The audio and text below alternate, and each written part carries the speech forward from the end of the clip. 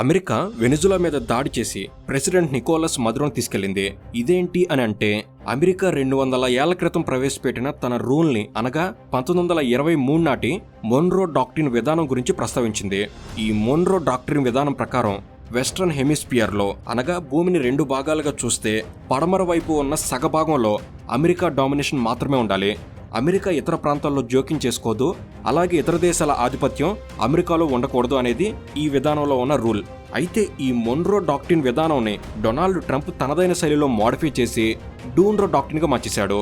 అంటే western హెమిస్పియర్లో out Zydus ఉండకూడదు, America కూడా ఇతర ప్రాంతాల్లో జోక్యం చేసుకోదని అంటున్నాడు. కానీ ట్రంప్ మాటలు నీటి మీద రాతలు రెండూ ఒకటే కాబట్టి ట్రంప్ డూన్రో డాక్ట్రిన్ అంటూనే మిడిల్ ఈస్ట్ మీద పడ్డాడు. గ్యాప్ ఎవరా గ్యాప్ యూ అని బ్రహ్మానందం గారు చెప్పిన డైలాగ్ ట్రంప్కు బాగా సూట్ అయ్యేలా ఉంది.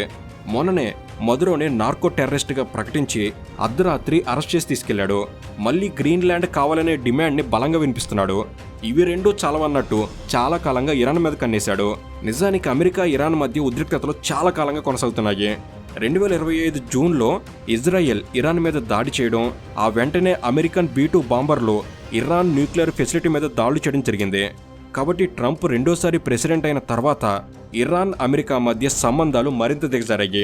అమెరికా ఇరాన్ను ఎప్పుడెప్పుడు అటాక్ చేస్తుందా అన్నట్టుగా పరిస్థితి మారిపోయింది.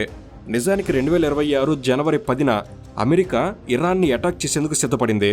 కానీ ఆఖరి నిమిషంలో అమెరికా మనసు మార్చుకుంది. ఇక జనవరి 23న డొనాల్డ్ ట్రంప్ ప్రెస్ రిపోర్టర్స్తో మాట్లాడుతూ అమెరికన్ వార్షిప్స్ ఇరాన్ వైపు వెళ్తున్నాయి, పరిస్థితిని నిశ్చితంగా పరిశీలిస్తున్నామని ట్రంప్ చేసిన కామెంట్స్ జియో పొలిటికల్ సర్కిల్స్లో హాట్ టాపిక్గా మారాయి. అమెరికన్ వార్షిప్స్ ఇరాన్ వైపు కదలడం అనేది అనుమానించాల్సిన విషయమే. కాబట్టి ప్రస్తుతం జరుగుతున్న ఈ పరిస్థితులన్నిటి వెనక ఉన్న అసలు నిజం ఏంటి, అసలు ఈ గొడవలకి బీజం ఎక్కడ పడింది అనేది మీకు పూర్తిగా తెలిపే ప్రయత్నమే ఈ వీడియో. అసలు అమెరికా ఇరాన్ని ఎందుకని ఇంతలా టార్గెట్ చేసింది, ఇరాన్లో జరుగుతున్న నిరసనల్లో అమెరికా ఎందుకు జోక్యం చేసుకుంటుంది, ఇరాన్కి అమెరికాకు శత్రుత్వం ఎందుకు మొదలైంది, ఇరాన్ని దశాబ్దాలుగా అమెరికా ఎలా టార్గెట్ చేస్తూ నాశనం చేస్తూ వస్తుంది, ఇలా ప్రతి ఒక్క విషయాన్ని స్పష్టంగా ఈ వీడియోలో ఇప్పుడు మేము ముందుంచబోతున్నాము. ఈ వీడియో పూర్తయ్యేసరికి ఈ విషయం మీద మీకు పూర్తి స్పష్టత వచ్చేస్తుంది కనుక ఎండ్ వరకు మిస్ కాకుండా చాలా జాగ్రత్తగా వినండి. అండ్ అమెరికా ఇలా ఇతర దేశాల మీద చూపిస్తున్న ప్రవర్తనపై మీ అభిప్రాయం ఏమిటి తప్పకుండా కామెంట్స్లో తెలపండి. అండ్ ఇలాంటి మరిన్ని ఇన్ఫర్మేటివ్ వీడియోస్ని మీ కొరకు తెచ్చేందుకు మీ సపోర్ట్కి వీడియోకి జస్ట్ లైక్ చేయండి చాలు. సో లేట్ చేయకుండా let's get into the video.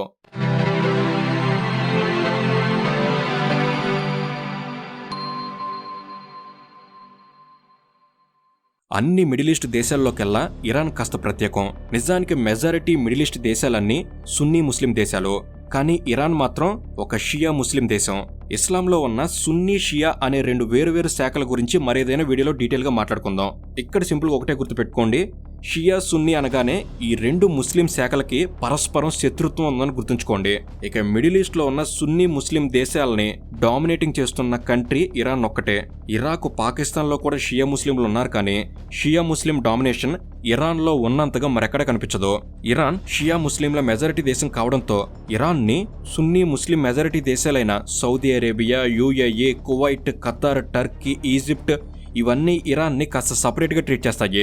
అందుకే ఇస్లామిక్ దేశాలతో కూడా ఇరాన్కి బలమైన సంబంధాలు లేవు. ఇక వెస్ట్ ఆసియా లేదా మిడిల్ ఈస్ట్ అనగానే ఆయిల్ రిచ్ రీజియన్ అన్న విషయం తెలిసిందే. మిడిల్ ఈస్ట్లో మెజారిటీ కంట్రీస్ లాగానే ఇరాన్లో కూడా క్రూడ్ ఆయిల్ నిక్షేపాలు పుష్కలంగా ఉన్నాయి. క్రూడ్ ఆయిల్ రిజర్వ్స్లో ప్రపంచంలోనే 3వ స్థానంలో ఇరాన్ ఉంటుంది.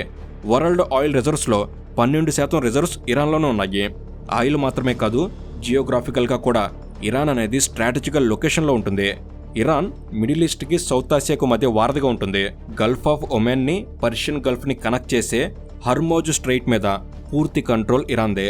కనుక ప్రపంచంలో జరిగే ఆయిల్ షిప్మెంట్లో 40% ఆయిల్ ట్రేడ్ హర్మోజ్ స్ట్రైట్ గుండానే జరుగుతుంది.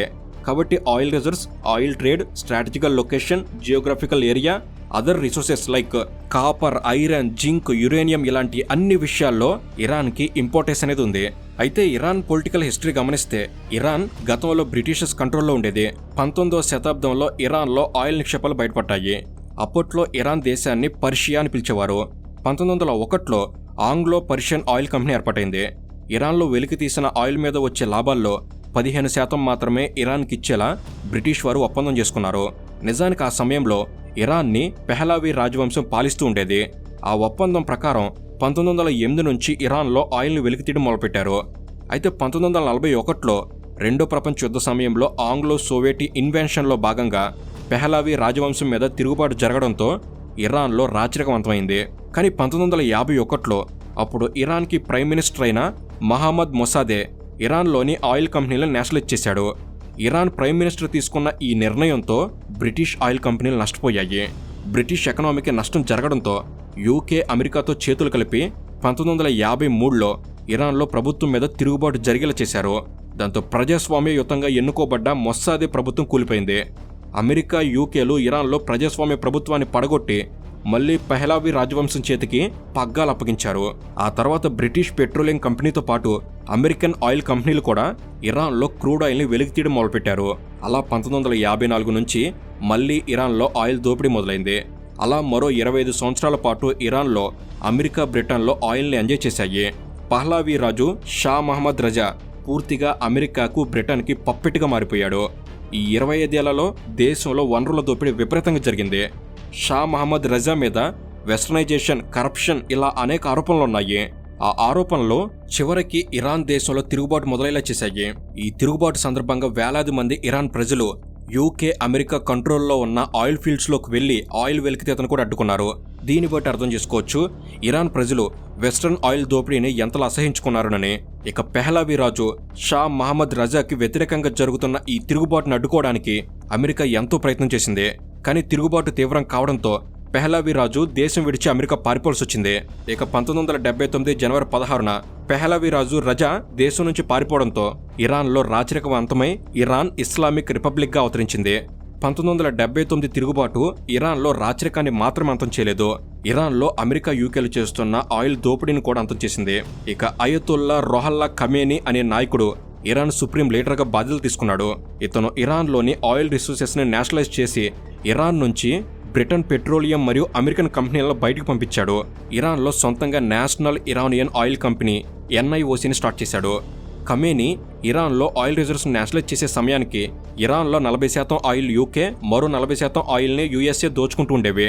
కాబట్టి ఇరాన్ సుప్రీం లీడర్ ఖమేనీ తీసుకున్న నిర్ణయంతో అమెరికా, యూకేల దోపిడీ ఆగిపోయింది. నిజానికి వెస్ట్రన్ కంట్రీస్ ఇరాన్లో చేస్తున్న దోపిడీకి వ్యతిరేకంగానే ఖమేనీ అధికారంలోకి వచ్చాడు. కాబట్టి ఖమేనీని, అతని ప్రభుత్వాన్ని సహజంగానే అమెరికా శత్రువుగా భావిస్తుంది. అలాంటి సమయంలో 1979 నవంబర్ 4న అమెరికా, ఇరాన్ మధ్య సంబంధాలు దెబ్బతినేలా ఒక ఆసక్తికర పరిణామం జరిగింది. 1979 విప్లవం సమయంలో పెహలావీ రాజు రజా ఆందోళనకారుల మీద అత్యంత కర్కశంగా వ్యవహరించాడు. అమెరికా సైన్యం సహాయంతో 100 మందిని చంపించాడు. దాంతో పెహలావీ రాజు రజాని ఉరితీయాల్సిందేనని ఇరాన్ ప్రజలు భావించారు. దాంతో మరలా పెహలావీ రాజు రజా అమెరికాలో తలదాచుకున్నాడు. అతన్ని ఇరాన్కి అప్పచెప్పేందుకు అమెరికా అంగీకరించలేదు. దాంతో ఇరాన్లో ఉన్న అమెరికన్ ఎంబసీ ఆఫీస్లోకి ఇరాన్ ప్రజలు, ఆందోళనకారులు వెళ్లి ఎంబసీలో ఉన్న 52 మంది అమెరికన్ ఆఫీసర్స్ని ఇరాన్ ప్రజలు బంధించారు. పెహలావీ రాజు రజాని ఇరాన్కి అప్పచెబితేనే ఆ 52 మందిని విడుదల చేస్తామని ఇరాన్ ఆందోళనకారులు డిమాండ్ చేయడం చాలా పెద్ద సంచలనం. ఇక కొన్ని రోజులకి పెహలావీ రాజు రజా మరణించిన తర్వాత ఆందోళనకారులు ఆ 52 మందిని విడుదల చేశారు. కానీ ఆ 52 మంది అమెరికన్ ఎంబసీ అధికారులు 444 రోజుల తర్వాత విడుదలయ్యారు. ఇంత సుదీర్ఘ కాలం పాటు అమెరికన్ అధికారులు బందీలుగా ఉన్నారు. 52 మంది అధికారుల్ని ఒక దేశం కిడ్నాప్ చేయడం మామూలు విషయం కాదు. ఈ పరిణామం అమెరికా, ఇరాన్ మధ్య చాలా పెద్ద శత్రుత్వాన్ని మిగిల్చింది. అయితే 1980లో అంటే 1979 రెవల్యూషన్ జరిగిన మరుసటి ఏడాదే ఇరాన్కి, ఇరాక్కి మధ్య యుద్ధం మొదలైంది. Iraq president Saddam Hussain Iran మీద వారు ప్రకటించాడు. త్వరలో మన ఛానల్లో సద్దాం హుస్సేన్ మీద ఒక డీటెయిల్డ్ డాక్యుమెంటరీ రాబోతుంది. ఆ డాక్యుమెంటరీలో ఇరాన్, ఇరాక్ యుద్ధానికి సంబంధించిన వివరాలు స్పష్టంగా ఉంటాయి. అయితే ఇక్కడ మనం కేవలం అమెరికా, ఇరాన్ మధ్య వివాదాన్ని మాత్రమే మాట్లాడుకుంటున్నాం కాబట్టి ఆ ఇరాక్, ఇరాన్కి మధ్య జరిగిన యుద్ధానికి సంబంధించిన డీటెయిల్స్లోకి ప్రస్తుతం వెళ్లడం లేదు. నిజానికి ఇరాన్ మీద ఇరాక్ యుద్ధం చేయడంలో కూడా అమెరికా పాత్ర ఉంది. అమెరికా మొదట్లో సద్దాం హుస్సేన్కి ఆయుధాలు సరఫరా చేసింది. అలా ఆ యుద్ధంలో కూడా అమెరికా పాత్ర ఉంది. 1980లో మొదలైన ఇరాన్, ఇరాక్ యుద్ధం దాదాపు 8 సంవత్సరాల పాటు జరిగింది. ఈ 8 సంవత్సరాల కాలంలో ఇరాన్, ఇరాక్ రెండూ తీవ్రంగా నష్టపోయాయి. ఇక 1988లో యుద్ధం ఆగిపోయింది. కానీ యుద్ధం ఆగిపోవడానికి కొన్ని నెలల ముందు పర్షియన్ గల్ఫ్లో ఇరాన్ విధ్వంసం సృష్టించింది. వెస్ట్రన్ కంట్రీస్కి చెందిన ఆయిల్ ట్యాంకర్ల మీద ఇరాన్ దాడులు చేసింది. ఇరాన్, ఇరాక్ యుద్ధంలో దీనినే ట్యాంకర్ వార్ఫేజ్ అంటారు.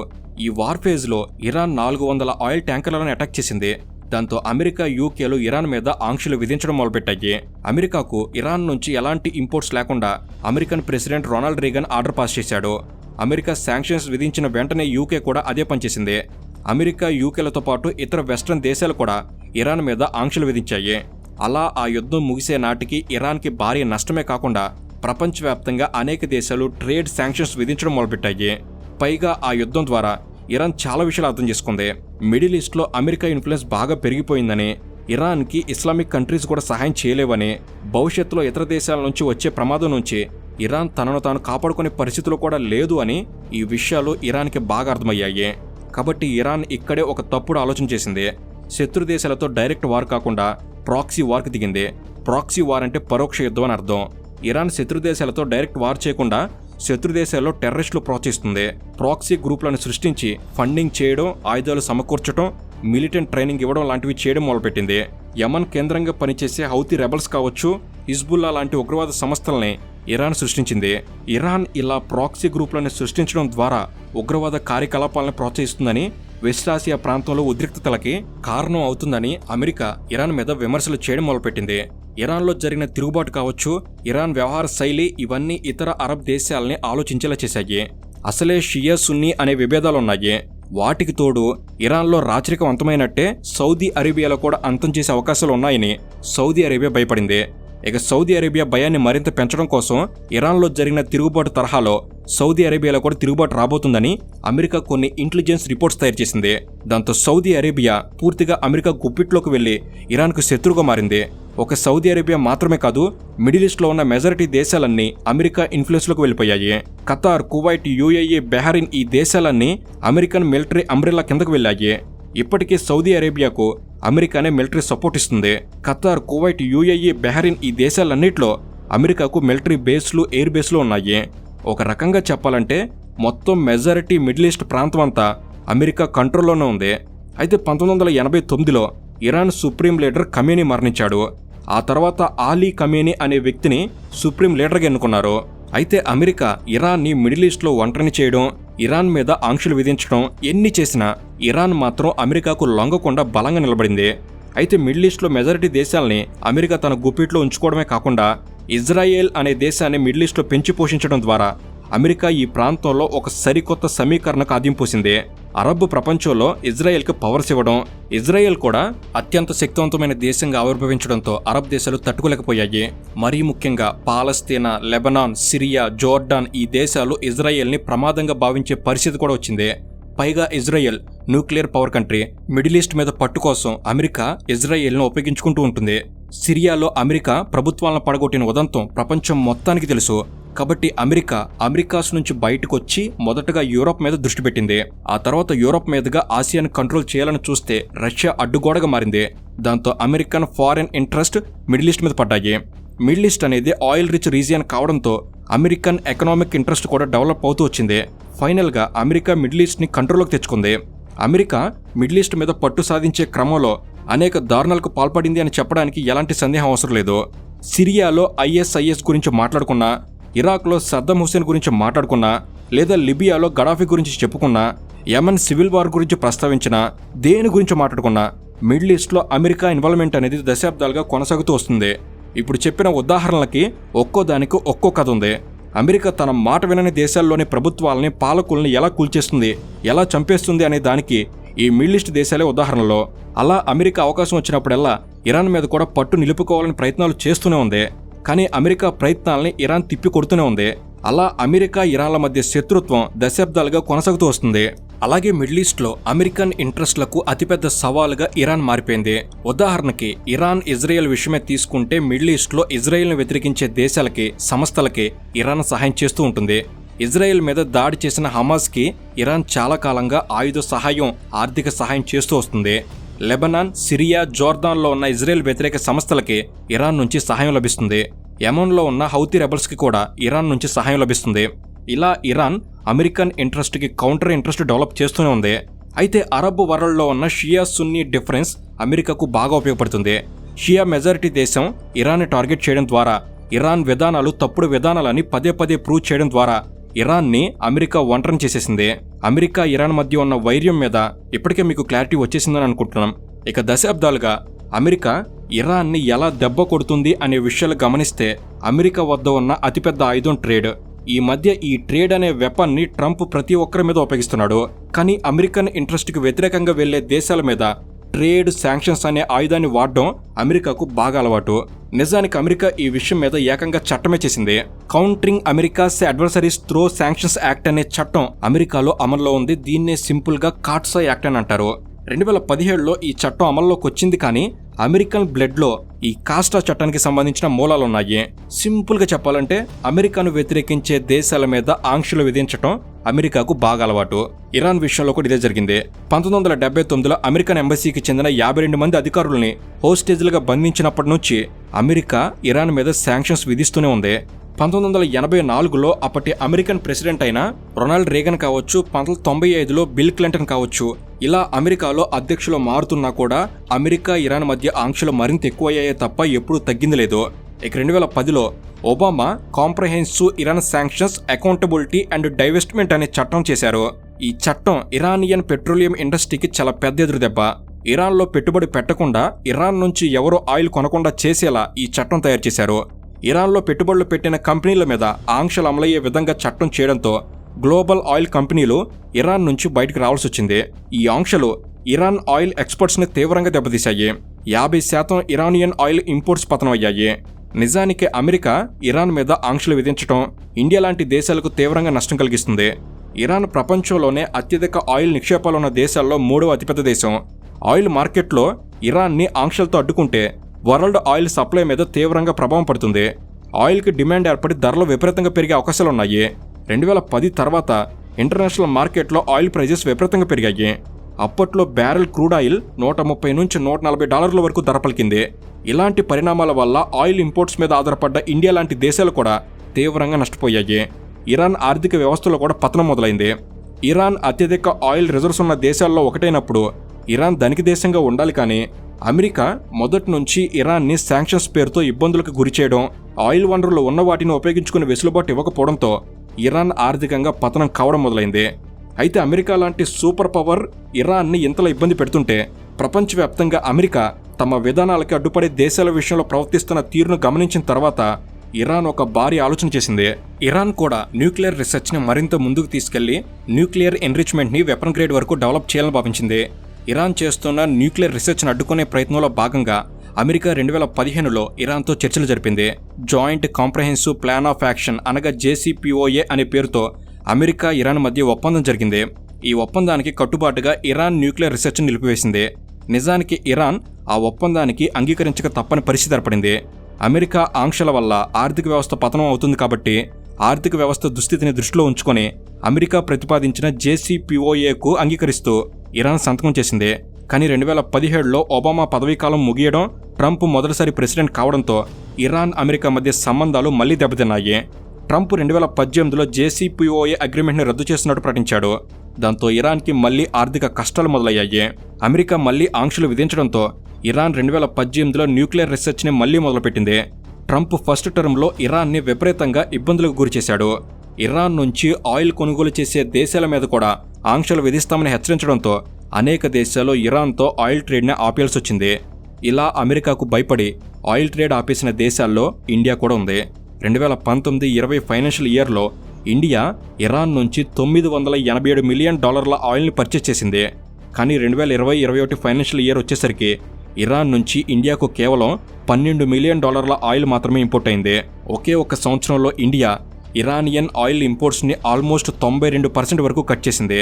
ప్రస్తుతం ఇండియా ఇరాన్ మధ్య జరుగుతున్న ఆయిల్ ట్రేడ్ కేవలం 0.04% మాత్రమే. ఈ ఉదాహరణ చాలు అమెరికా ఇరాన్ ఎకనామీ మీద ఎంతలా కోలుకొని దెబ్బ కొడుతుందో అర్థం చేసుకోవడానికి. ఇక 2023 లెక్కల ప్రకారం ఇరానియన్ GDP వాల్యూ $514 బిలియన్ మాత్రమే. అమెరికన్ శాంక్షన్స్ వల్ల ఇరాన్ గ్రోత్ రేట్ ర్యాపిడ్గా పడిపోయింది. IMF లెక్కల ప్రకారం అమెరికన్ శాంక్షన్స్ లేకుండా ఉంటే 2012 నుంచి ఇప్పటి వరకు ఇరాన్ $1.2 ట్రిలియన్ ఆర్థిక వ్యవస్థకి ఎదిగేది. అంటే ఇరాన్ అమెరికా వల్ల ఎక్స్పెక్టెడ్ గ్రోత్లో సగం కూడా అచీవ్ చేయలేకపోయింది. దేశంలో ఇన్ఫ్లేషన్ విపరీతంగా పెరిగిపోయింది. వస్తువుల ధరలు భారీగా పెరిగిపోయాయి. ఇరాన్ కరెన్సీని రియాల్ అంటారు. అమెరికా ఆంక్షల వల్ల ఇరాన్ కరెన్సీ రియల్ వాల్యూ $1కి 14,09,000 వరకు చేరుకుంది. ఇండియన్ రూపీ 91-92 మధ్య ఉంటేనే మనం అమ్మో అంటున్నాం. అలాంటిది 14 లక్షల రియాల్స్ ఒక్క డాలర్కి సమానం అంటే ఇరాన్ ఆర్థిక వ్యవస్థ ఎంతలా పతనం అయిందో అర్థం చేసుకోవచ్చు. అమెరికన్ మోడస్ అపెరెండా ఎప్పుడూ ఇలానే ఉంటుంది. తమకు ఎదురు తిరిగిన దేశాన్ని ముందుగా ఎకనామికల్గా ఐసోలేట్ చేస్తారు. ఆర్థిక వ్యవస్థ దెబ్బతింటుంది. ఎప్పుడైతే ఆర్థిక వ్యవస్థ పతనం అవుతుందో అప్పుడే ఆ దేశంలో పాలకుల మీద ప్రజల్లో వ్యతిరేకత మొదలవుతుంది. దాంతో దేశంలో అల్లర్లు చెలరేగడం, తిరుగుబాట్లు జరగడం చోటు చేసుకుంటాయి. ఆ అల్లర్లను చల్లార్చే క్రమంలో ఆయా ప్రభుత్వాలు మానవ హక్కుల్ని ఉల్లంఘిస్తాయి, అప్రజాస్వామిక విధానాలను పాటిస్తాయి. ప్రభుత్వం మనుగడ కష్టంగా మారుతుంది. దాంతో అమెరికా మీ దేశంలో ప్రజాస్వామ్యాన్ని నెలకొల్పడం కోసం మేమున్నామంటూ ఆ దేశం మీద దండయాత్ర చేస్తుంది. ఈ ప్రాసెస్ అంతా ఒకేసారి జరగదు. ఓవర్ ద పీరియడ్ ఆఫ్ టైంలో ఇవన్నీ జరుగుతాయి. ఇలా ఒక దేశం మీద ఆంక్షలు విధించి ఆ దేశం ఆర్థికంగా పతనం అయ్యి అలా అల్లర్లు చెలరేగే వరకు రావడానికి దశాబ్దం పట్టొచ్చు, 2 దశాబ్దాలు పట్టొచ్చు, లేదా ఇంకా ఎక్కువ సమయం పట్టొచ్చు. కానీ ఆర్థిక పతనం అలాగే కొనసాగితే ఏ దేశంలోనైనా రాజకీయ అస్థిరత రావడం ఖాయం. కాబట్టి దేశాలని ఆర్థికంగా దెబ్బ కొట్టేందుకు అమెరికా చేసే మొదటి ప్రయోగమే శాంక్షన్స్. అలా ఇప్పుడు ఇరాన్ కూడా ఆఖరి దశకు చేరుకుంది. దేశంలో ప్రజలు తీవ్ర అసంతృప్తితో ఉన్నారు. యాంటీ హిజాబ్ మూవ్మెంట్ భారీగా జరుగుతుంది. ముఖ్యంగా ఇరాన్లో మహిళల పట్ల ఉన్న ఆంక్షలకు వ్యతిరేకంగా తీవ్ర నిరసనలు జరుగుతున్నాయి. వీటన్నిటిని ఇరాన్ ఖమేనీ ప్రభుత్వం తిప్పికొడుతుంది. నిరసనకారుల్ని ఏకంగా చంపేందుకు కూడా ఇరాన్ ప్రభుత్వం వెనకాడడం లేదు. కాబట్టి ఇరాన్ పతనం అంచున ఉంది. కాబట్టి ఆ దేశంలో జరుగుతున్న నిరసనలకి అమెరికా మద్దతిస్తుంది. నిరసనకారులకు మద్దతుగా అమెరికా ఉందని ట్రంప్ ట్రూత్లో ప్రకటించాడు.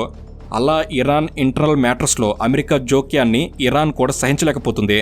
అలా కొంతకాలంగా ఇరాన్ ఇరాక్ మధ్య దశాబ్దాలుగా ఉన్న వైరం ఇప్పుడు తార స్థాయికి చేరుకుంది. ఈ వీడియోలో రీసెంట్గా ఇరాన్ ఇరాక్ మధ్య నెలకొన్న యుద్ధ వాతావరణం గురించి డీటెయిల్గా ప్రస్తావించడం లేదు. కానీ ఇప్పటి వరకు చెప్పుకున్న దాన్ని బట్టి ఇరాక్ అమెరికా మధ్య దశాబ్దాలుగా నడుస్తున్న విడదీయరాని విరోధం గురించి ఒక క్లారిటీ వచ్చిందని అనుకుంటున్నాం. సింపుల్గా ఒక్క ముక్కలో చెప్పాలంటే వనరులు, సంపద ఏ దేశంలో ఉంటే ఆ దేశం అమెరికా చెప్పు చేతల్లో ఉండాలి. అమెరికన్ కంపెనీలకి దోచుకునే అవకాశం ఇవ్వాలి.